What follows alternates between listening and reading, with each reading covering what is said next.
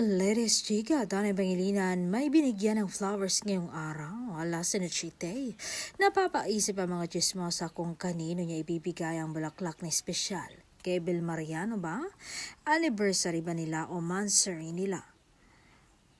Wala naman daw sila kasi nga nakalap na impormasyon tungkol roon kung ano bang event ngayon na nagpagawa si Donnie ng napakagandang bulaklak. Napakalaki, napakagarbo, o baka naisip lang niyang bigyan ang kanyang nobya ng flowers kahit wala namang okasyon. 'Di ba? Ganun naman talaga pag nagmamahal.